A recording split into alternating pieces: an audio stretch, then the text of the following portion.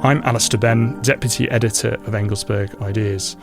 The first words of Homer's Odyssey, Andra moi enepe mousa polutropon, has been translated into English in many ways. The poet Robert Fagles had it in his 1991 translation as, Sing to me of the man, Muse, the man of twists and turns. The classic 1965 translation by Richmond Lattimore had it, Tell me, Muse, of the man of many ways, and the classicist Emily Wilson, in her terse 2017 translation, has it, Tell me about a complicated man. It's difficult to mount a direct assault on this poem, because the man, the Andra at its heart, Odysseus, is hard to pin down. He's described in the poem as polymetis, of many wiles, polymekanos, ingenious, polytelas, much enduring, poikolometes, of intricate wiles. Nonetheless, he has been given the Hollywood treatment by Christopher Nolan, featuring the usual paraphernalia of big-budget Nolan flicks, a starry cast, transatlantic accents, and big, booming soundtracks. But what, if anything, does Nolan's Odyssey have to do with Homer's Odyssey? To discuss, I'm joined by Orlando Gibbs, who has a PhD in Latin literature and writes and researches on the classical world alongside his career as an actor. Welcome, Orlando. Thank you very much for having me. The first difficulty about the Odyssey is its novelistic structure, or proto-novelistic structure. Odysseus is complimented as this great teller of tales, and he narrates a significant portion of the story himself. Part of the story, Odysseus' exploits at Troy, is told by a bard, Demodocus, and Odysseus is a fast talker, always weighing up how he can use words to his advantage. How much does that quality contribute to the epic sense of the poem, and how does that differ from the Iliad? The telling of tales is a theme of both the Iliad and the Odyssey, but it just gets a much fuller treatment in the Odyssey. To a degree, Odysseus is kind of a figure for the poet within the poem. The poet's, in both the Iliad and the Odyssey, the poet's task is to invocate the muse at the very beginning of the poem, and then effectively feel inspiration from the muse in order to tell the poet's tale. And what Odysseus does in the poem of the Odyssey is effectively have his own moment as an epic poet in books 9 to 12 with the Phaeacians. Telling tales is part of the Iliad, and it is more subtly interwoven into bits of the Iliad. An example may be when the Trojan warrior Glaucus meets the Greek warrior Diomedes on the battlefield in Book 6. And part of epic culture and the culture of the second millennium BC is that when you meet new people, you say, what's your name, who are you, and where are you from? This is a formula that is time and time again you see in both the Iliad and the Odyssey. And Glaucus and Diomedes say this to each other, and they realise that they have a link via their grandfathers, that their grandfathers hosted one another and engaged in this process that is all over both the Iliad and the Odyssey, known as xenia, which is part of the Greek culture that actually Christopher Nolan deals with in detail in the film. Good xenia involves receiving your guest warmly, providing them with food, shelter. And this is something that Glaucus and Diomedes' grandfathers have done to each other in the Iliad. And where, if they hadn't discovered this, they might just kill each other on the battlefield, they tell each other stories about what their grandfathers have done. And part of these stories involve the myth of Bellerophon, who is this mythological character who doesn't feature in the Iliad, but is related to this link between Glaucus and Diomedes. And so storytelling is part of the Iliad as well. In Book 9, when after Achilles has fallen out with Agamemnon and Agamemnon is upset, he sends an embassy of Greek heroes, including Odysseus, to try and persuade Achilles to rejoin the battle. And one of the things that they do is that they delivered these highly ornate rhetorical speeches to Achilles to persuade him to rejoin. And one of the heroes who is in this embassy is Phoenix, who is a hero of the older generation, and the stories that he tells are partly about his raising of Achilles. And one of the things that Phoenix says to Achilles is that your father gave me the task to teach you to be a doer of deeds and a speaker of words. And being a speaker of words is as part of being an epic hero as doing deeds, so fighting on the battlefield. And Achilles himself is a very ornate speaker and is able to tell lots of stories himself when he wants to. But it's in the Odyssey that telling stories becomes much more pronounced a thing that you do, partly because the Odyssey is much more a poem about civilization and peacetime than the Iliad is. There's no time to tell many stories in the Iliad because you've got to fight a war. Whereas in the Odyssey, because so much of the poem is about introducing yourself to new people, persuading them that you are trustworthy, telling stories is actually a vital part of just how you communicate with people. And it obviously gets a much fuller expression in the Odyssey. You mentioned Xenia and how much that does actually filter into the Nolan film. I think you're referring to Zeus's law, which is referred to at many points. So yeah, how does that sense translate? And, how conscious is Nolan of that kind of tradition? It's definitely a theme that he has chosen to magnify. It is obviously vital to the original poem. And, the beginning of the Odyssey essentially features a programmatic statement of the importance of hospitality and of hosting. The poem begins, we hear this invocation to the muse, and essentially Homer summarizes roughly what he's going to be talking about, or the poet, whoever he may be. And after that, we jump right in with the fact that Poseidon is hanging out with the Ethiopians. So he's not around. And Zeus is surveying the world and exclaims how unfair it is that mortals blame gods for their troubles. And he says that, one of the mythological bits of evidence that he adduces for how unfair it is that the gods are blamed for human troubles when human beings themselves behave badly and bring their punishment on themselves, which again is another theme that Nolan chooses to highlight. And he adduces the example of the murder of Aegisthus by Orestes for conspiring with Clytemnestra to murder Agamemnon. So the first story that we get in the Odyssey is actually about the house of Agamemnon and the Oresteia. And that kind of casts a long shadow of the Odyssey as a story of hospitality gone very wrong.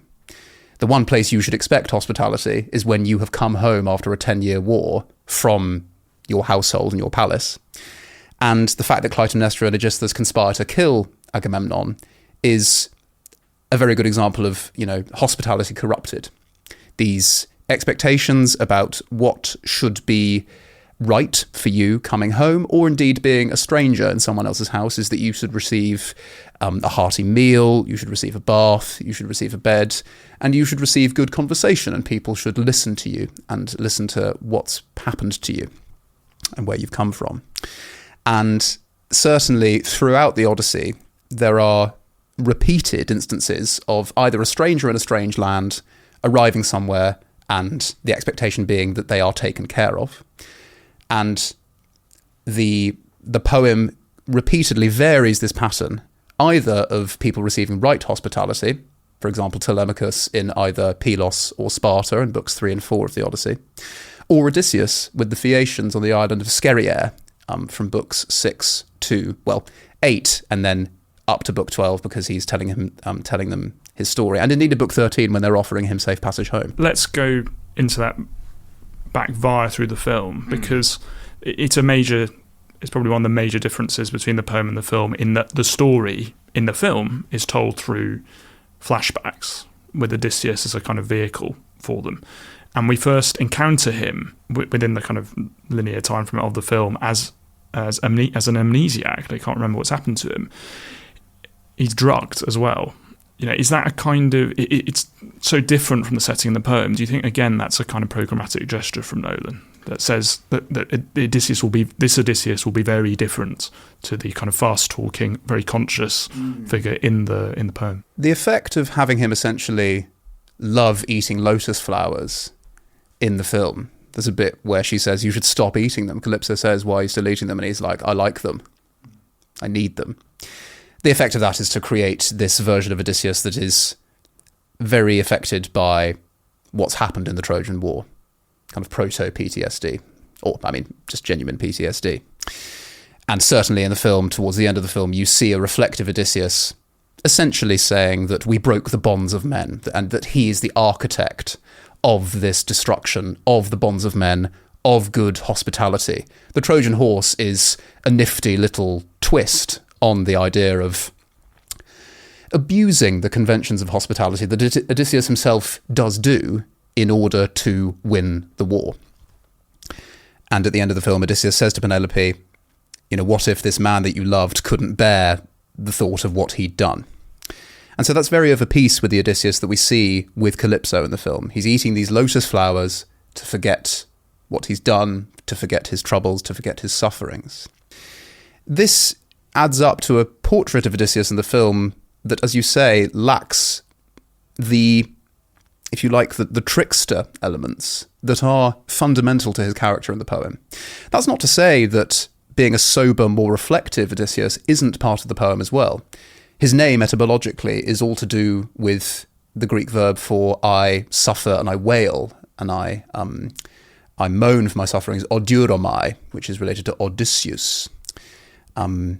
So part of Odysseus's makeup is suffering and reflecting on his suffering, and not being able to move on from it. In Book 8 of the Odyssey, when Demodocus sings a story to the Phaeacians about Odysseus and Achilles quarrelling during the Trojan War, this brings Odysseus to tears.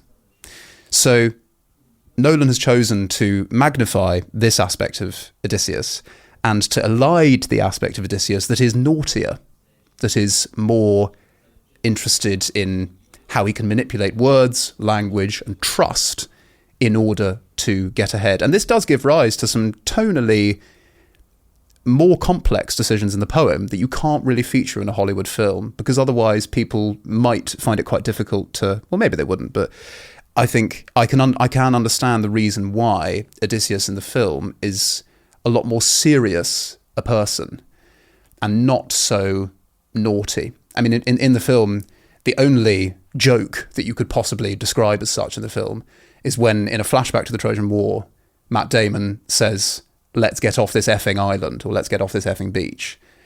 And when I saw it, no one in the auditorium laughed, because a lot of the choices that had been made so far had accumulated to present Odysseus as this very serious figure. Well, I think shades of Robert Oppenheimer, actually. I mean, so to go back to the poem, we don't meet Odysseus until Book 5, and this means we can talk a bit about the rest of the cast of the film, but also the rest of the cast in the poem. The first books are actually Telemachus' story, who is Odysseus' son, and it is a kind of hero's journey in miniature. He leaves his home in order to save it. He returns and he deploys a kind of new knowledge that he's learnt on his travels, and he even conceals his departure, this is in the poem and in the film, from his mother Penelope. He's cunning like his father. So why is Telemachus within the frame of the poem so desperate to find news of his father? Like, why is he driven to do that? It's all to do with feeling insecure in his own household. The unit of the household, the oikos, repeatedly in Greek literature from the very beginning, is seen as this microcosm of the whole world and the whole state.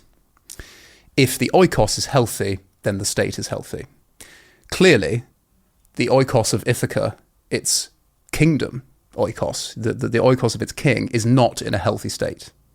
And this is repeatedly shown, the effects of this are repeatedly shown at the beginning of the poem by the fact that there's no political unity in Ithaca. There's not been an assembly in decades. The suitors remark upon this. Telemachus calls an assembly of the suitors to try and get them to, he tries to reason with them first, and he calls an assembly with them, and one of the suitors goes, we've not done this in years, what are we doing? What's the point? The suitors themselves have their own little kind of private assemblies, which points to this idea that Ithaca is turning into an oligarchy, which is very much not according to the power structures of the palace period in the second millennium BC, where a good king would rule over their people and they would be an example to all of their people. So why is Telemachus so desperate to find his father? Partly it's to do with his sense of the political instability at Ithaca at that time, and his private instability, his sense of crisis in his own identity.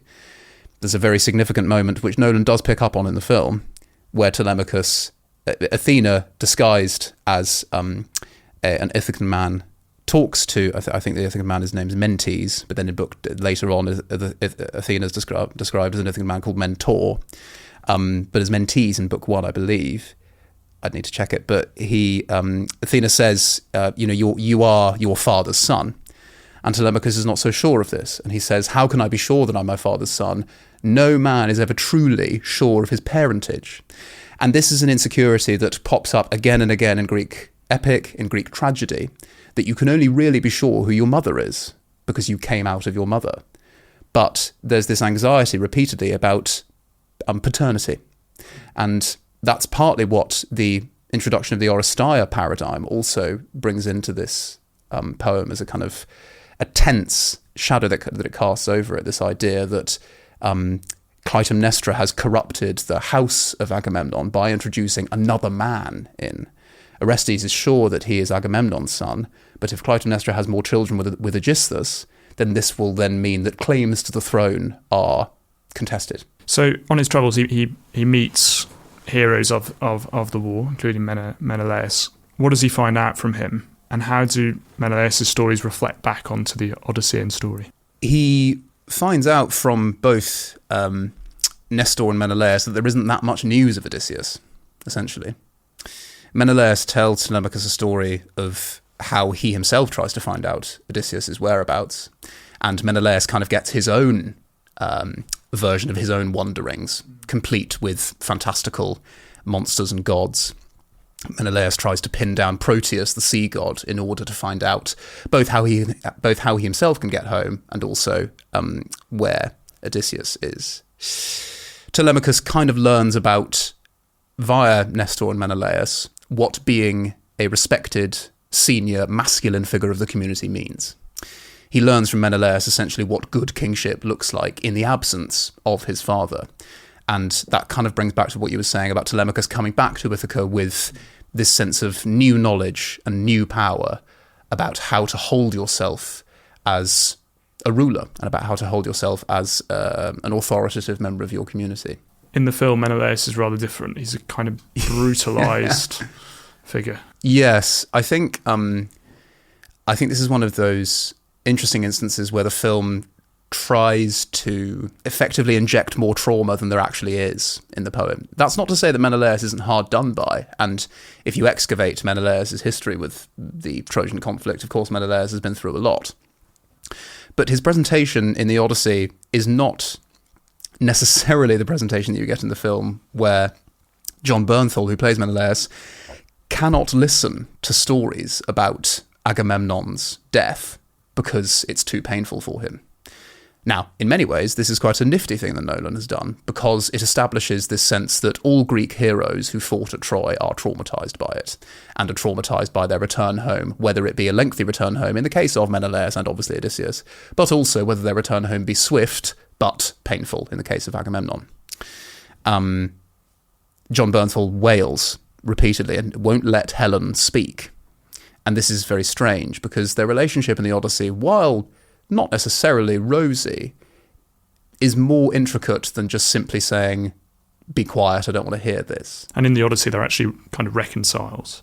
And there's a beautiful scene where Helen drugs the wine so the company can talk about the wars without weeping. And Helen, in the film, is completely different. She's sort of ruined and brutalised by Menelaus. And it's interesting to me that Nolan basically inverts that theme in the Calypso episode.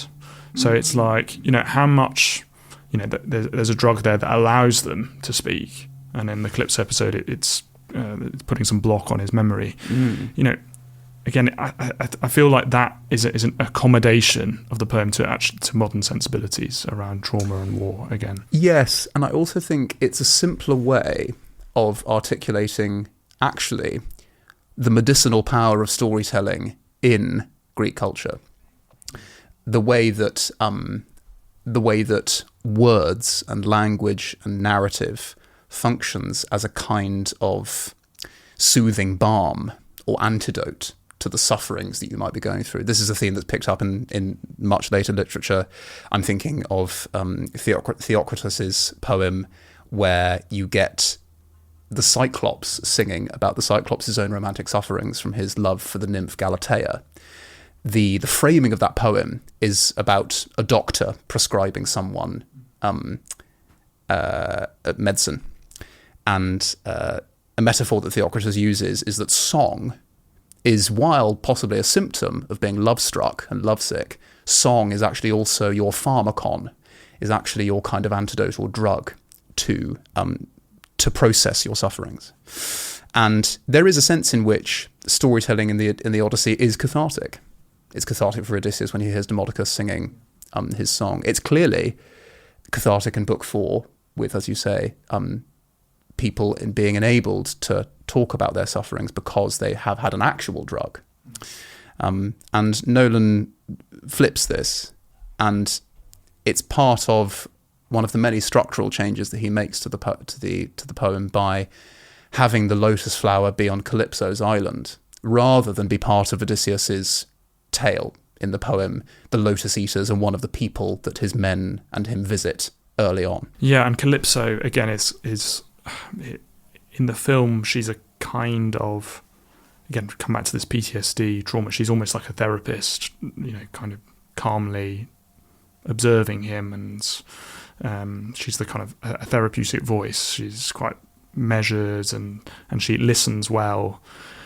But in the poem, it's very different. And I mean, Odysseus, even when he sort of decides to leave Calypso's islands, there's that very ambivalent moment where they have sex, one more cup of coffee for the road. Yeah. And you're kind of like, what's really going on here? Because he's obviously he's clearly weeping and wailing on the beach on the island that he does want to leave. Yeah. But then there is this kind of curious dynamic. The film really, the film just completely cancels out this notion that Odysseus always is thinking about his return home. When we first see him in the poem, the first kind of image of him is him weeping on the beach. When he's with Calypso in the film, he actually doesn't cry at all.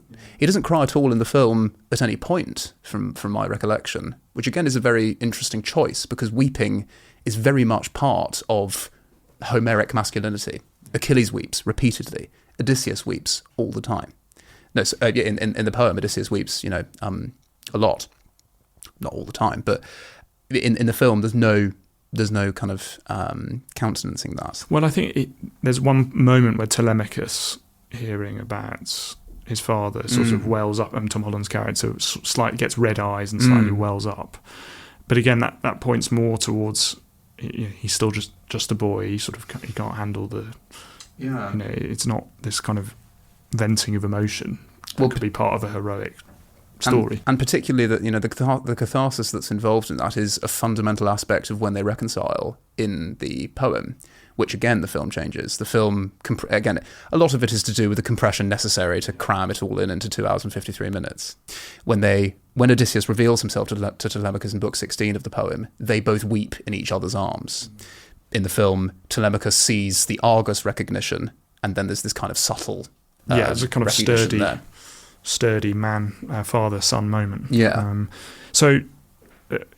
Almost everyone listening to this will know about the famous cast of monsters of the Odyssey, probably the most famous in all human culture, the Cyclops, Sirens, Scylla and Charybdis. And the film, much of the film is really motored along by these big set pieces. So, a few classicists have actually commented on that. We talked a little bit about the lack of comedy in the film, but specifically have commented on the lack of comedy in the Cyclops episode. And I think the Cyclops episode is the first moment in the film where he's trying to overcome a monster, or is the first moment of, now he's got his own personal quest away from the war.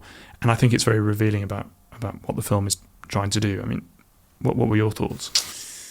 It's interesting. I think the biggest change is obviously tonal, and part of that is activated by the fact that the Cyclops doesn't really speak. Yes, because in the poem, Polyphemus is actually Very articulate. Is quite a good character. Yeah, he's almost quite funny. He says, when Odysseus gives him the wine that ends up leaving Polyphemus drunk and therefore not only asleep but unable to wake up from his sleep, which allows Odysseus to heat up the shepherd's staff that Polyphemus uses, heat up the spike, blind the Cyclops. Polyphemus says, "Oh, well, thank you for this wine. I'll eat you last," which is just quite a neat bit of wit from the Cyclops himself, whereas in the film, all we really hear the Cyclops saying is something about, "Dad, they've hurt me. Poseidon, my father, they've hurt me." And Odysseus's men slightly hear this, but it's very strange that the Cyclops doesn't speak to them at all. There are many reasons why Nolan might have chosen to do this. One might be to emphasise the complete lack of civilization that the Cyclops lives amongst. Another reason might just be to other the Cyclops in a way to make him seem more scary and more challenging as an obstacle. Odysseus himself has a lot more comedy in his telling in the Odyssey. Nolan completely gets rid of the no man trick. That, I do understand why he's gotten rid of that. Because you need other Cyclops. You need other Cyclopes in order for the joke to have its payoff. Also, it gets very wordy, Odysseus constantly talking to the Cyclops. And a lot of the humour of the pun, rather not necessarily the pun, it is a pun eventually, a lot of the humour of the no man trick is related to the fact that the word Odysseus uses to describe himself as no man is outis. And another alternative for outis in Greek, depending on what syntactically you're talking about, is mertis. So if you want to say I am nobody in Greek, you would say outis eimi, for example. Whereas if you wanted to say let no man fight, you might say mertis majesto. And depending on what syntax you're using, mertis and outis mean the same thing. But of course, mertis is a direct homophone and homonym for mertis, meaning wit, meaning this quality that Odysseus has that is all about his tricksiness. Yeah. So the joke in the poem is partly just a pun, but it's also partly a revelation of Odysseus's character by playing a joke on someone. He's revealing that he is a trickster and a jokester. Yes, absolutely. And then Polyphemus says to his friends, no one's hurting me. No one's hurting me. And they don't come and get him. I mean, there's another aspect about Odysseus' identity in the poem, that he reveals his identity to the Cyclops, and by vaunting over him, it was me. While they're sailing off, it was me. It's Odysseus that did this. And in the film, he sort of petulantly fires an arrow just at him as they're running away, and it just, that felt like one of the biggest opportunities really to highlight that ambivalence. Because that taunting, it really reminds me of the Iliad, when warriors taunt their victims before or after killing them. It's one of the most, I think, for modern readers, if they read the Iliad, that stuff is pretty challenging, because it's really sort of gangland stuff. It's like saying, it's incredibly brutal stuff. It's sort of saying, I'll humiliate your body after you're dead. It's Achilles does it to Hector, and then he actually then does the terrible things to Hector's bodies that he promises to do. So, that I feel like it's kind of the shadow of the Iliad again, that it's kind of, I think, actually sort of really suppressed by Nolan. The Iliad isn't. It's sort of in the film, but also not, in a way. It's in the film, but it's much more just about plot, rather than revealing these aspects of the Iliad through character. It would have made Odysseus's character journey in the film much more satisfying, in my opinion, if you had these moments where he was essentially a bit more unpleasant. Yeah. The film toys with the idea that he is sort of not ruthless, but that he'll do anything to survive, which is part of the poem. But there's a lot more colour in the poem. As you said, there's a lot more Iliadic colour in the poem. In that moment where Odysseus says, "Haha, it was me, I got you," that is a lot more like, as you say, these moments where Achilles tells Hector that he wishes he could eat him raw in Book 22. It's horrifying. And this does make Odysseus evolve in the Odyssey, in the poem, because he learns that actually saying nothing is the way that you survive and is a lot more powerful.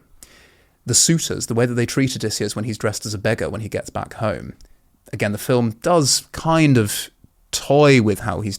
the film's pretty good, actually, on how Odysseus is abused when he's a beggar, but the poem just has, necessarily, it's got more time to include a lot more colour. Odysseus, they make him essentially do a cockfight with another beggar who thinks he can beat Odysseus, and Odysseus knocks him out in one punch. A suitor throws a cow hoof at Odysseus. Odysseus also had, stools thrown at him and things like that. A lot of the suitor's behaviour is kind of part of this abuse of honour, but the difference is the suitors are doing it within a household, so that's a big no-no, because they're abusing Xeniar. So yes, I think it's a shame that the Iliadic side to Odysseus that we see really is just this guy who's ruthless to succeed. It's also that, to just return to the sack of Troy and this kind of essential breaking of bonds that Nolan brings out. In the film, it's almost as if Damon's Odysseus is observing the sack of Troy and saying, God, what an awful thing that was. In the poem, there's I think there's a moment where he, along with a pal, I think it's Menelaus, slaughters Helen's new husband, hand to hand. It's like horrendous. He is part of that, raping and pillaging and plundering. But in the film, it's kind of like, oh, what terrible things I unleashed. And I again, this sort of Oppenheimer comparison comes to mind. But again, as you say, that there's less room for development if you get rid of that kind of really horrifying moment. Yes. In a way, I do sort of understand it, because one of the difficulties of the Odyssey is that essentially we're encouraged to think that Odysseus has moved on from his Iliadic self. But of course, that's the very self that he needs in order to be able to reclaim his home. And so there is a real ambivalence in the poem about taking some elements of Iliadic behaviour, being overweening, being taunting your enemies, giving way to your rage, letting it govern your behaviour. On the one hand, that is obviously destructive in the Odyssey when we're kind of thinking about the environment that it's placed in. On the battlefield, it's more acceptable, but again, the Iliad does show what its cost is to the soul, basically. In the Odyssey, that kind of rage is not welcome, but obviously it's necessary in order for Odysseus to essentially do his own little Iliad in Book 22 of the Odyssey and slaughter the suitors. But again, it goes too far. Yeah, and we can go into what actually happens in the poem. Just to remain on the kind of questing, journeying. They do deal. I mean, there's a couple of kind of set pieces which are, I think, don't really demonstrate anything much other than they come to shore, it doesn't work out, they run off again. But the Circe episode in the film is a lot richer, and I think it's a broadly successful scene but sort of for reasons that reveal flaws in the film. Yes. So, the witch Circe, she's a witch, she's on this island, she turns his men into pigs and she challenges Odysseus, and this is in the film, and she claims that all he and his men do are rape and pillage and plunder, and he's kind of responsible as their leader. In the film, she's a kind of Baba Yaga kind of character, and very different in the poem, where she's a kind of very beautiful, seductive person, much like, quite similar to Calypso. How does that build a quite kind of different moral vision in the film? It's really interesting quite how much it's different. I agree with you, I think it is successful, and I think that's partly thanks to the performance of the actress playing Circe, who I think was terrific. I think it's Samantha Morton, her name. In the poem, Circe is essentially Calypso Mark II, or I suppose Calypso Mark I, given that Circe comes before Calypso, time-wise. Circe is an alluring figure. She's not this sort of old crone that the film is kind of leaning towards her being presented as. And it's part of the film's repeated kind of putting sex to one side. Yeah. The sexiest moment Odysseus, in the film, of course, has sex with Circe as well. Yes, for a year. This is something that the film also completely changes. He's with her for a day. He shacks up with Circe for a year before shacking up with Calypso for 7.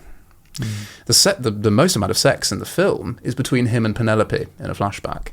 Again, I think this is part of the film's desire to sort of streamline essentially a lot of the narrative drive of the story, which is that Odysseus desperate to be with Penelope again. Yeah. But he's kind of this chaste figure. It's a little bit, and he has this kind of brooch from Penelope in the film, which he carries about with him. And it reminds me very much this kind of good American boy has his little photo of his sweetheart in his wallet when he's in Vietnam or in Europe. That's what it really reminds me of. Yeah, that's really interesting. Whereas, and it's quite a good documentary on BBC with Simon Armitage, filmed about 10 years ago, about who's a English poet and a translator of the Odyssey, where he travels around the Greek islands, kind of opining about what he thinks the Odyssey is. But there's a very interesting interview he does with a couple of Greek sailors who, it's such a maritime culture. If you ever go to the Greek islands, almost everyone is involved with the sea in some way or other. And they talk about the infidelity in totally just pragmatic terms. It's quite interesting. They go, well, when I was young, of course, I saw, like in the poem where I saw many places, I knew many kinds of people, and I had lots of experiences, many of them sexual. And this was just part of, this is why I feel, and they say, this is why I feel the Odyssey is very, these scenes where Odysseus turns aside for quite extended periods of time before he returns home to the kind of, mastered family environment, really resonated with them as sailor people, as sea people. Yeah. And again, that's, it's just not there at all in the film. For kind of obvious reasons. I think it's what you always encounter when you do put something with a lot of the cultural mores of the world of the Odyssey are not too dissimilar to what we would like to think are our own, particularly ones about how to treat people properly, how important ideally trust is, but how easily abused trust is as well. Things like honor and respect and speaking well. All of these things I think are pretty live in Western culture still, but there is this. I think the attitude towards sex is different. Yeah, and also if we come back to this Zeus's law thing, this reference to Xenia in the film, it's kind of glossed as do unto others as you would be done unto yourself, and we all know where that comes from and how it's then codified into liberal culture through Kantian. The Kantian imperative, and it's. I feel like the film is aching to impose this kind of Judeo-Christian vision. Yeah, and I can see why that is a tempting thing to do. It offers a lot of neat and easy answers. The advantage of doing it in particularly a poem that's composed in an oral tradition, where you can not get away with inconsistency, but inconsistency can be more part of your theme. You don't have to have a kind of unifying moral vision that's easy. You can have a unifying moral vision that's complex, but and again, not that a Judean-Christian answer to that kind of moral question is necessarily easy, but I think it definitely sands down a lot of the rougher edges of the moral tapestry of the poem. Just to we've got to spin through the rest of the plot, because it is a bit of.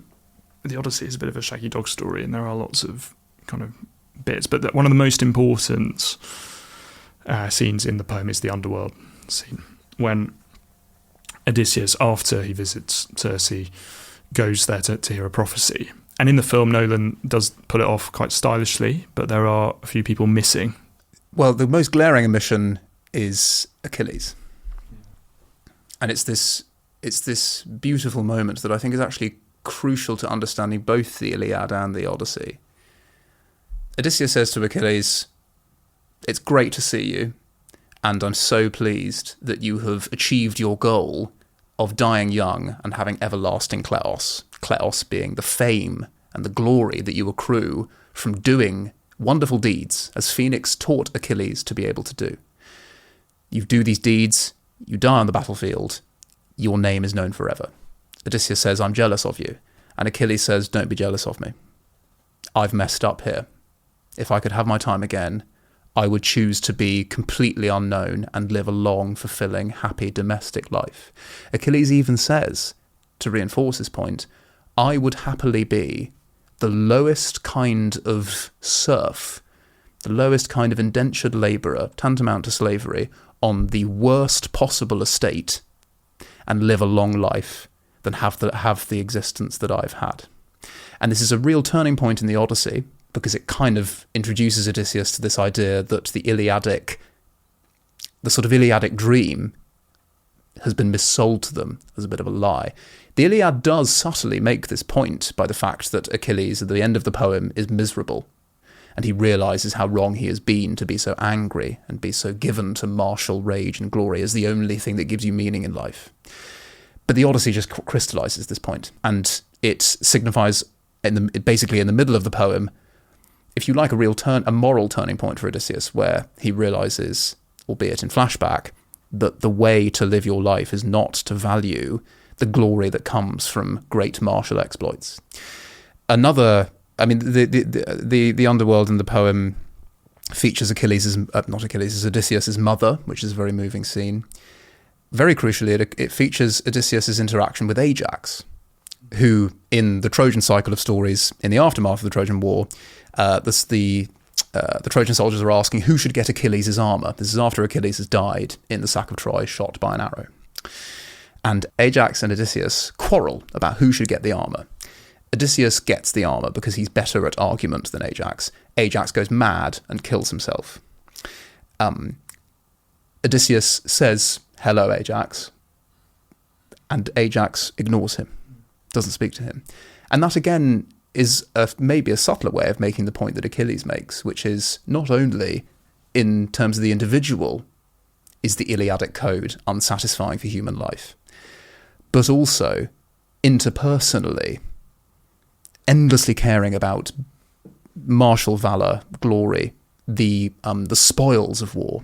It ruins friendships and relationships, and the bonds of men. In many ways, Nolan featuring those two moments actually would have been really helpful for his point. And, the focus that Nolan rather places on Sinon, who's a character who doesn't occur in the Odyssey. Well, one, it reveals that actually part of Nolan's research was probably reading the Aeneid, and the very Odyssean moment that Aeneas has in Book 2 and 3 of the Aeneid, where he tells the court at Carthage about his own wanderings, where Sinon effectively is Odysseus' right-hand man in selling the lie of the Trojan horse. Why Nolan has decided to have Sinon there, I don't really understand. It may well be that it's just neater for him to have one person who Odysseus's behaviour kind of impacts negatively. It may be easier for him to have a figure in the underworld who doesn't come with so much baggage. If Agamemnon were the person to say all these things to Odysseus, it might just be too complex. A further confusing thing about the underworld is the last thing I'll say is that I was really ready in the film for Agamemnon to take his helmet off, but he still didn't. And I'm baffled as to why throughout the film we never see Agamemnon's face, really. It may well be that because Agamemnon is the motivation behind Odysseus's architecture of breaking the bonds of men, so much of forming a bond with a man that you don't know is seeing his face and knowing his name and knowing where he's come from. If Agamemnon is sort of the symbol of this idea that all that matters is trade and getting one over people and business, and that's why the Trojan War supposedly is taking place, then it makes sense to hide his face.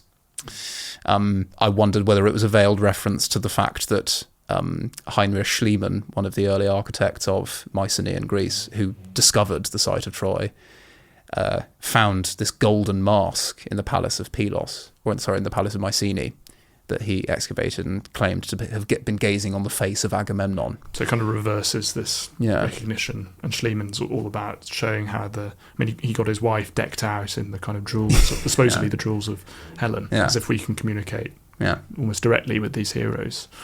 So it may also be the fact that Helen in the film, when you see her, half of her face is disfigured, and part of that is the result of having been captured in war and abused by various men, whereas Agamemnon's face, presumably, underneath his helmet is pristine. Yeah. So maybe a veil comment on that, but I don't know. It's another thing. I mean, you don't see anything really of the Trojans because the warriors all keep their helmets on. They arrive on horses, which I guess is true to the poem because they are a real horse people. All of their names mean things like they're connected with horses. Yes, the final line of the Iliad is they're burying Hector, and the poem ends thus took place the burial of Hector, tamer of horses. Yeah, exactly. So when Odysseus does return to Ithaca, and I think this is where the film slightly collapses into a bit of an action romp, there are two great recognition scenes in the poem, which are still here in the film, but they're massively compressed, for reasons you've talked about. When Odysseus is recognised, there are two moments of these recognition moments, recognised by Euryclea, who's his old nurse, who recognises him by a scar on his leg, and his dog Argos recognises him and then dies. So, those moments in the poem are carried out over especially the Euryclea moment is quite an extended scene in the poem. Yeah, I think partly we get a lot of the setup of the Euryclea recognition earlier on in the film, where you get a flashback to Odysseus hunting. The moment where Euryclea recognises him in the poem is a moment of real jeopardy.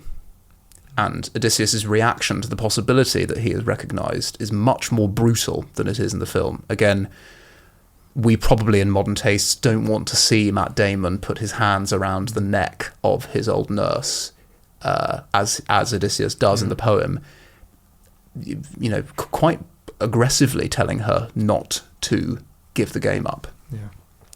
The description in the poem as well of Odysseus's hunting is much more to do with his life before the Trojan War. In the film, again, because you've got to have Matt Damon doing it, he's much older when he gets the scar. But in his tale, or rather, in the tale that the poet tells us about the scar that he gets, this is when he's a teenager going off on a hunting trip with his uncle,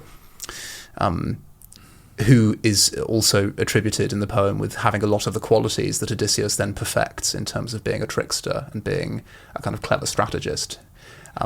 His uncle, I believe the name is Autolycus, teaches him a lot of these things. So he's a kind of mentor for Odysseus. So there's also this layering in the poem of actually things that are really important for the rest of the story, this idea of having a role model in your life, having a mentor to guide you, something that Odysseus has and is imprinted indelibly on his body as, the result of him going through this process of having a mentor, teaching him how to hunt properly and how to strategize. Yes, because it's reversed in the film where he's sort of teaching these young kids. Yeah. And when the boar stabs him, you kind of think, well, how did you let that happen to you? Because you seem pretty honest as a kind of huntsman. I think the Argos recognition in the film is the thing that Nolan talked about in the press for the film as being the thing that he found the most moving, which is very reasonable. It's definitely a kind of emotional high point of the poem, and I think it's dealt with decently well. I think for my tastes, the fact that Telemachus sees it kind of muddies the waters a little bit and kind of is a bit too much clutter. I understand why he's there, because you need to have Telemachus recognise Odysseus at some point, and for them to just do grand speeches to each other isn't particularly good on film. But it did mean that, when Odysseus sees the dog in the poem, it's a real, it comes out of nowhere. You really don't think it's going to be as emotionally impactful as it is. And again, this is part of what Nolan repeatedly talked about in the press for the film, which is that he found that a lot of the Odyssey was payoffs, but not very much setup. So I do understand why there's a lot of stuff early on in the film about Odysseus' dog. The dog is much more in the film than he is in the poem. You only meet Odysseus' dog in the poem when he dies. And I think that's something that you can do in a proto-novelistic structure like an epic poem, whereby you can actually pause and just freeze frame on this dog and explain what the significance of this dog is. But the film was it was moving. It was. Just before we kind of round up on some of the bigger themes, we haven't really talked about the suitors. And the kind of main suitor, Antinous, the lead suitor, is played by Robert Pattinson in the film. And I think, Emily Wilson in her review of the film for the LRB says that he seems to be the only character who's having fun. And I'd agree with that. Yeah. Weird. I was thinking about this. He's kind of more Odyssean than Damon's portrayal of Odysseus. He's quite guileful. He's tricksy. He's got this kind of the kind of bragging thing that Odysseus does. He does that as well. Definitely, he's definitely got. But in the poem, the way the suitors are dealt with, and even the women they've kind of bedded, it's much more brutal, and that isn't in the film it's a bit sort of Seven Samurai, but in the poem it's something quite different. Why is it so horrendous in the poem? And he talks about that kind of Iliadic frame coming back in the Odyssey. It's the only way he can deal with the problems of his households. Within the kind of frame of the Odyssey, how does the poet or the poem handle that theme? How do we respond to the way Odysseus behaves, which is, if you haven't read the poem, is deeply, deeply disturbing. Yeah, so we'll start with the suitors themselves, which broadly speaking, I think the film nails the fact that they are essentially a troubling alternative to Odysseus's crew in terms of their appetite and in terms of how they yield to the desires of their body. Repeatedly in the poem, there is this condemnation of the figure, probably a man, who lets his stomach guide him.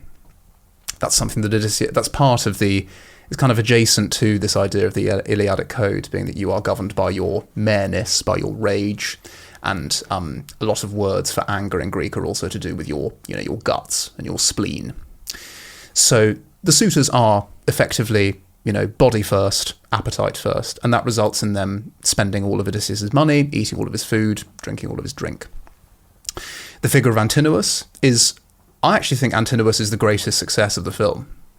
And that is partly because Robert Pattinson is really good in it. And he is having more fun. You're right, Emily Wilson's review of the film was pretty damning. But he is pretty much the only actor and the only character who is capturing this really quite scary combination of fun and brutality and chaos. And it's something that Nolan has experience with working with. The Joker in The Dark Knight is that. And Antinous is he is inferior to his desires and his base lusts, particularly in his momentary flirting with Penelope and seemingly being very earnest in that, and then immediately going and kissing Melantho, the slave girl who is the kind of ringleader of the girls who do sleep with the suitors. What's interesting is that in the battle in Book 22, he's the person who Odysseus kills very early. He kills him first. I think Nolan's equally valid choice is to have Antinous kind of be the climax of Odysseus' slaughter of the men. And I think it's really tricky to put that kind of scene on screen. The film does this very strange thing where Odysseus insists that Telemachus mustn't kill anyone. In the poem, Telemachus is like throwing spears left, right, and centre. He's wounding people. He's killing people. So there are 108 suitors. Yeah, there's a lot of people to kill if you're only one person, which again was a little bit, I'm all for Odysseus's power being something that is actually telegraphed as well. Repeatedly in the Odyssey, Odysseus's strength is something that the poet is really keen to emphasise. Yeah. But certainly in the poem, Telemachus and Odysseus are kind of this swashbuckling duo, and it's actually Telemachus who stops Odysseus from slaughtering certain people, such as the Ithacan bard Phemius, who Phemius begs for his life, and Telemachus says, "Spare him," and Odysseus does. which is interestingly another change that Nolan makes that seems quite arbitrary to me, that the bard in Ithaca is called Demodocus, which is not the name of the bard in Ithaca. The bard in Ithaca is called Phemius, and Demodocus is the name of the bard that crops up with the Phaeacians. I'm not sure what that change tangibly adds. The slaughtering scene is brutal, and I found myself in the film being really invested in it, because I think it's a real skill of the story of the Odyssey that you've heard tales of Odysseus being this martial hero, and you've seen how the code of the martial hero costs him in many ways. But this is a moment where actually the code of the martial hero is really needed. And it kind of synthesizes the opposing moral views of this Homeric world really neatly. And there's this very almost amusing moment in the poem where Athena appears to Odysseus and says, "You've let yourself go. You know, your courage is waning," and this impels him to fight harder, which is very much of Iliadic flavour. The gods may appear to a soldier on the battlefield and either toy with him or impel him to fight harder or give him abilities to fight harder, as happens to Diomedes in Book 5 of the Iliad when he actually wounds Aphrodite. I think the film battle scene was, as good as it could be, but I think it did slightly, and understandably, put the brake on the brutality of it. It felt a lot more, as you say, like a just killing, rather than a killing that was both just and savage. Well, in the poem, he hangs the women. I mean, it's a very images, which is sort of immortal images from the Odyssey. It's a very troubling. It's a very troubling scene to have from effectively the second work of Western literature. Odysseus says to Telemachus, he says to Eurycleia, "Tell me which of the maidservants sided with the suitors and slept with them." And then he tells Telemachus to kill them. He doesn't specify how. Odysseus says, just take them out into the yard and kill them with swords. Telemachus hangs them from one of the beams of the house with the cables that are used in ships.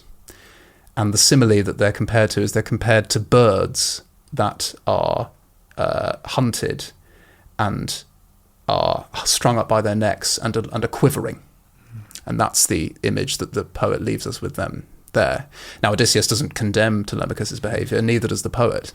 It's just left there. Yeah. And it's a really difficult thing to interpret. We haven't really touched on Penelope, who again is, in the poem, is much more like Odysseus of the poem.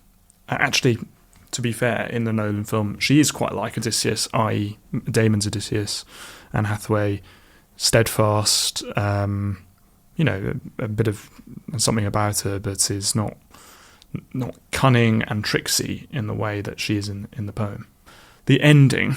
In the film, Odysseus, it's sort of, he recognises that he has broken the Xenia code, the Zeus's law, and goes into exile to pay homage to his fallen dead, sails into the west, which is another alternative tradition of Odysseus' end picked up later in Western culture, in Dante, and then in a slightly similar way in Tennyson's poem Ulysses.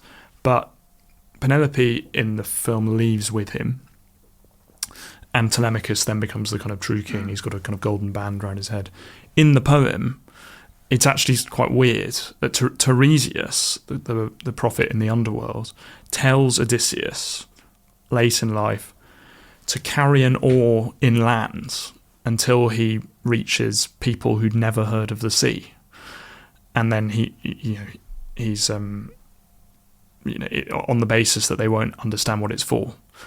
And then I wonder, and this is something that Adam Nicholson in his book The Mighty Dead, which is a very good book on the Homeric worlds, comes back to. He claims that it's a kind of dream time of when the warriors of the poem kind of live far to the north. They're kind of the steppe warriors who've come down to the world of the Mediterranean and the sea, and this is some kind of deep utopian vision of what life was once like when we didn't have to worry about the dreadful sea, and our lives weren't so dependent on how difficult it is. So then he can then finally return home and die sort of happy, surrounded by his family. But Nolan's ending is quite different, and it's this kind of big civilizational claim that's threaded out in a few statements from Odysseus. What did you think about it? Does it kind of come off? Do we leave the cinema going, well, you know, I've got this kind of richer view of our own civilization? It reminded me a lot of the ending of The Return of the King. Yeah. Where the hobbits and Gandalf just go because they've sort of tired, and, you know, they're going into the Undying Lands as a kind of, essentially, you know, we're bowing out of the world and living here. Yeah, well, Frodo goes. Goes because he can't. He's sort of so traumatized by the journeys. Whereas this felt a little bit like exile because you have unwittingly given way to this world where people don't trust each other anymore, or people manipulate each other's trust. So again, it has its own quite neat internal logic. On Tiresias' prophecy, again, it seems totally arbitrary to me why Sinon is the person in the film who says this stuff about going to the West. The sea is a really interesting theme and topic that the Odyssey introduces us to. A lot of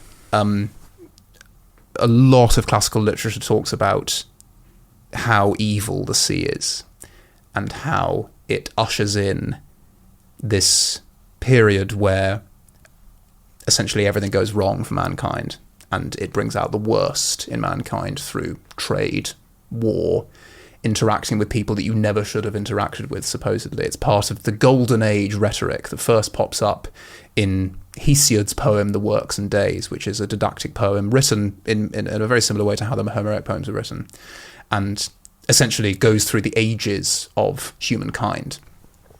And the Golden Age is a period before seafaring, basically. And I thought it was one thing that the Odyssey, the poem, it's almost funny to me that as soon as Odysseus gets home, he's got to leave again on his own to take this winnowing fan to these people who have never seen the sea.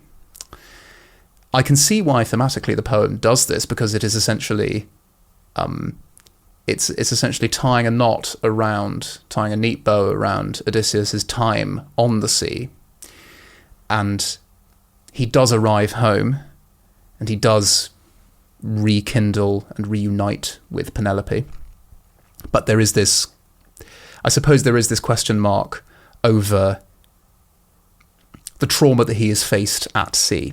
And so it makes sense to me in a kind of ritualistic logic that he should receive this prophecy, that he will only truly return home and be at peace once he has, if you like, expiated his offence of Poseidon. Because this is the whole kind of matchstick moment for the whole thing that lights the match for Odysseus' sufferings is his offending of Poseidon via his hubris against Polyphemus, Poseidon's son.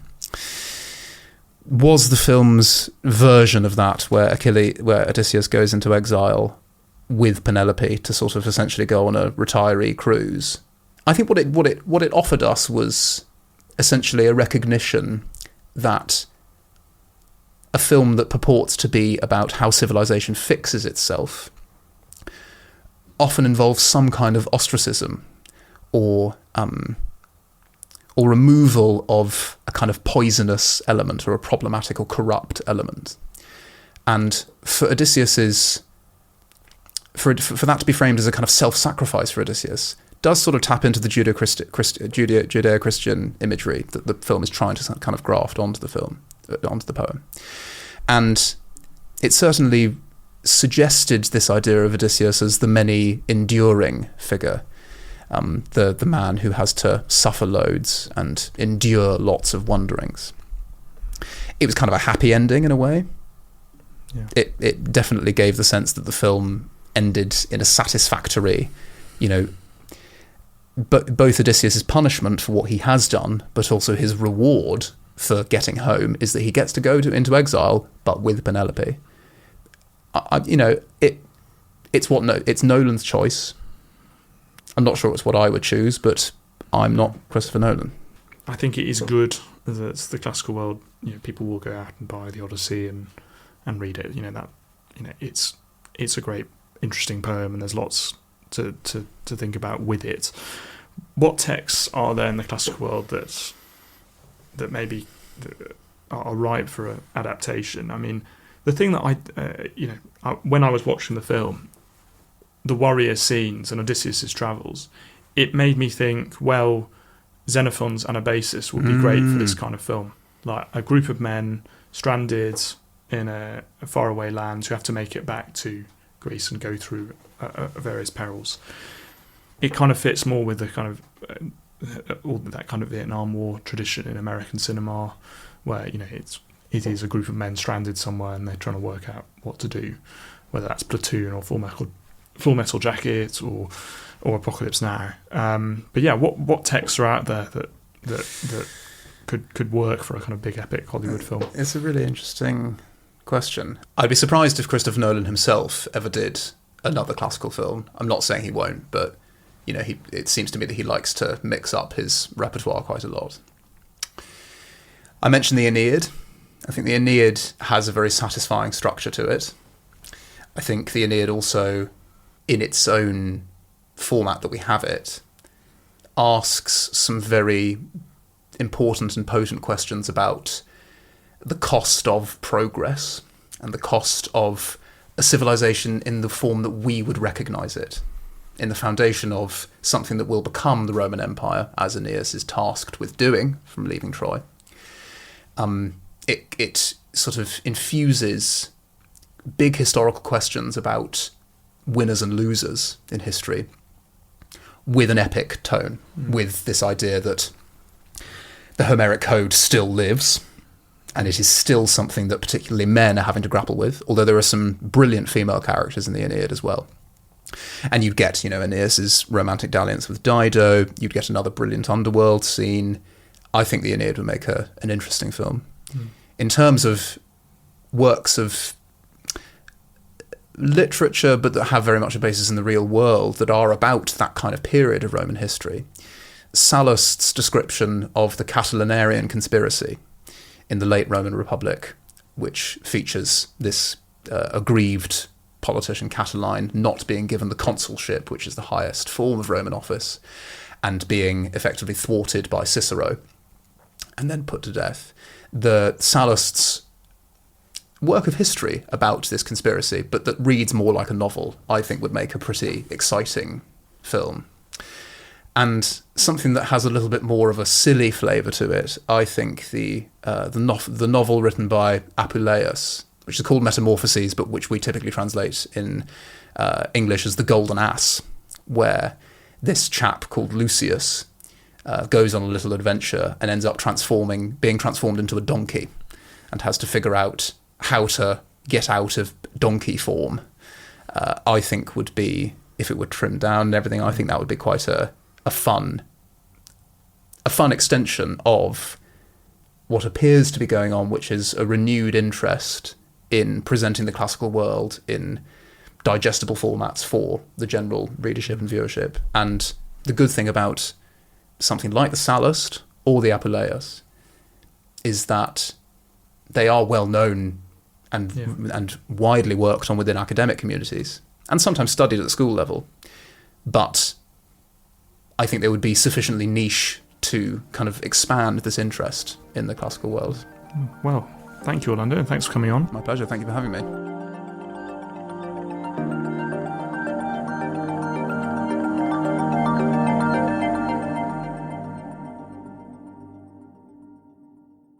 Thank you for listening to the EI podcast. If you enjoyed this episode, please sign up to our mailing list and download the Engelsberg Ideas app. Explore intelligent perspectives on history, culture, and geopolitics anytime, anywhere. And best of all, it's totally free. Until next time, thanks for listening.